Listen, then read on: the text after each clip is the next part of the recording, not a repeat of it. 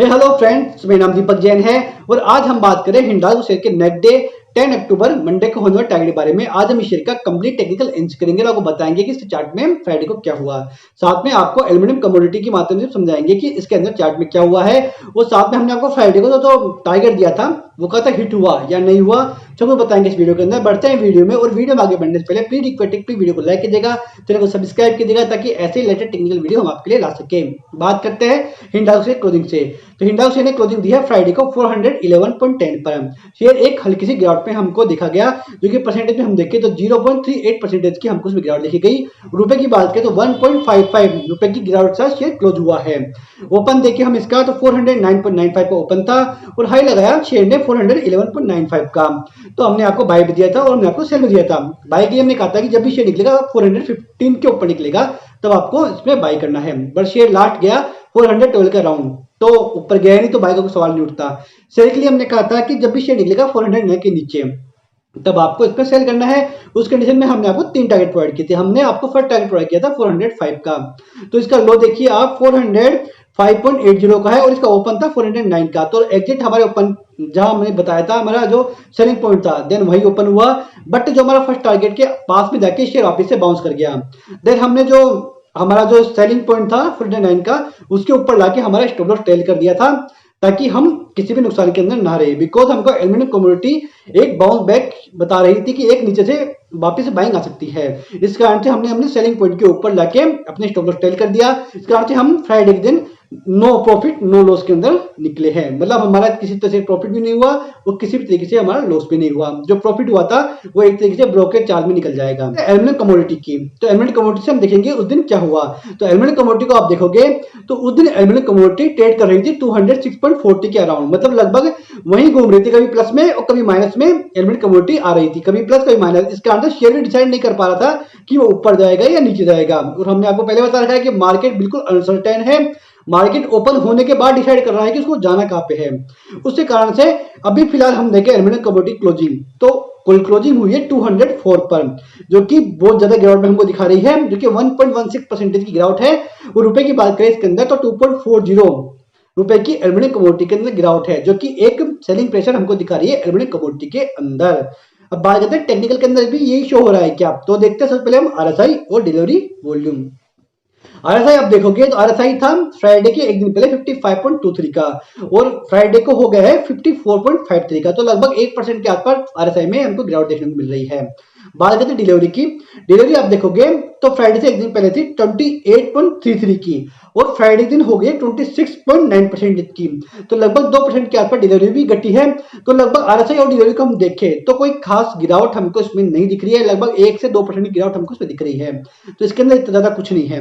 अब बात करें इसके चार्ट की, तो चार्ट पे आप देखोगे इसी कैंडल आप देखना फ्राइडे के वन डे के अंदर, तो जो कैंडल बनी है वो ग्रीन कलर की कैंडल बनी है, वो उस कैंडल को हम बोलते हैं लॉन्ग लोअर शेडो कैंडल बोलते हैं, जो कि एक बुलिश ट्रेंड का सिग्नल है। बिकॉज नीचे से जो बाइंग आई है उसने पूरे सेलिंग प्रेशर को लेके एब्जॉर्ब करके ऊपर ले गया है। जो ऊपर का हिस्सा जो हल्का सा ग्रीन दिख रहा है वो पूरे नीचे से जो खाली है वो सेलर है और ऊपर से बायर, तो पूरे सेलिंग प्रेशर को इस हिंडाल्को शेयर ने खींच के ऊपर लेके गया है। इस कारण से कैंडल बनी है इस टाइप की, इसको बोलते हैं लॉन्ग लोअर शेडो कैंडल।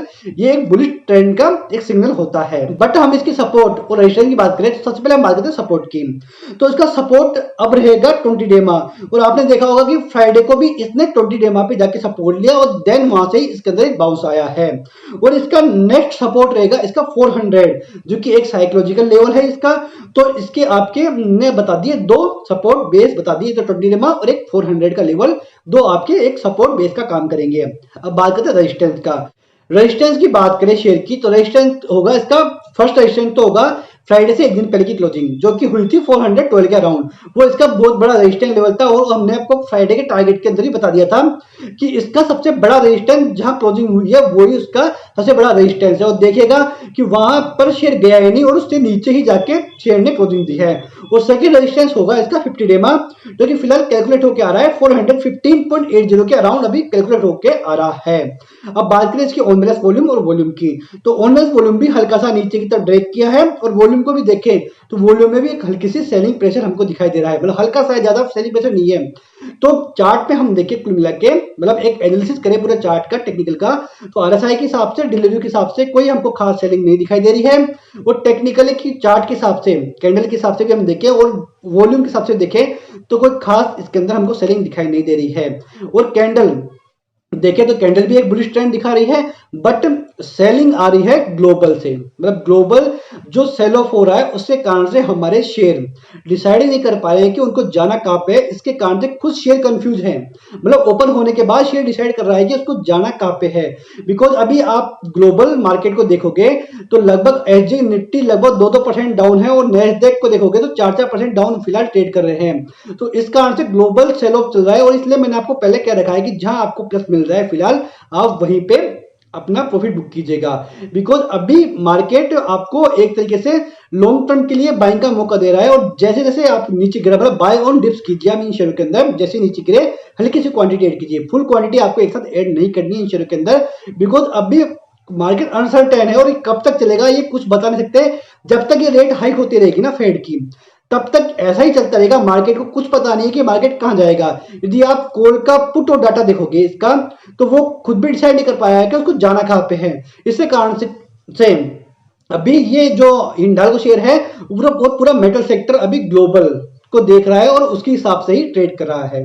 अब बात करें नेक्स्ट डे हम क्या करेंगे, तो नेक्स्ट डे हम फिलहाल हम सेल लेके चलेंगे, बिकॉज ग्लोबल हम मार्केट हमको बहुत ज्यादा सेल ऑफ दिखा रहे हैं और एल्यूमिनियम कमोडिटी के माध्यम से अभी फिलहाल शेयर ट्रेड कर रहा है। बिकॉज हमारा जो शेयर में कोई कमी नहीं है, शेयर बहुत अच्छा है, शेयर में किसी तरह की कोई कमी नहीं है, मैनेजमेंट में किसी तरह की कमी नहीं है, बट ये सेल ऑफ आ रहा है ग्लोबल की तरफ से, ग्लोबल सेल ऑफ है ये।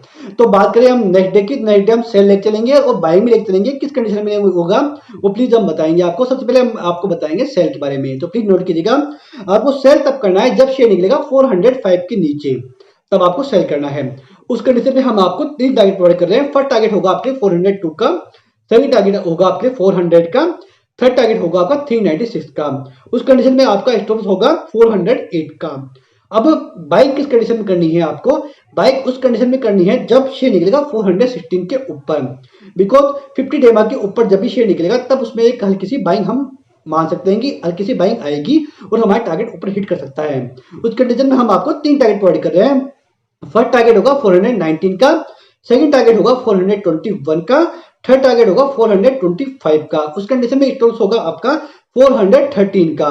तो फ्रेंड कुल मिला के मैं आपको अभी बता दूं वापस से कि अभी हमारा मार्केट देख रहा है ग्लोबल को, हमारे मार्केट में किसी तरह की कोई कमी नहीं है, बट अभी सारे मार्केट है ग्लोबल के मार्केट को देख के चल रहे हैं, वहां मार्केट अनसर्टेन है। इससे कारण से हमारे शेयर और पूरा निफ्टी को देखोगे डिसाइड नहीं कर पा रहा है कि उसको जाना कहां पे है। तो फ्रेंड मान सकता हूं कि आप इसके बारे में समझ गए होंगे, पूरा समझ गए होंगे कि हिंडाल्को शेयर में क्या हो रहा है। और किसी की कोई क्वेरी हो तो प्लीज कमेंट बॉक्स में डालिएगा, हम आपकी क्वेरी को सोल्व करने की पूरी कोशिश करेंगे। देन इस वीडियो को हम यहीं क्लोज करते हैं और मिलते हैं नेक्स्ट वीडियो में। फिलहाल अभी के लिए थैंक यू।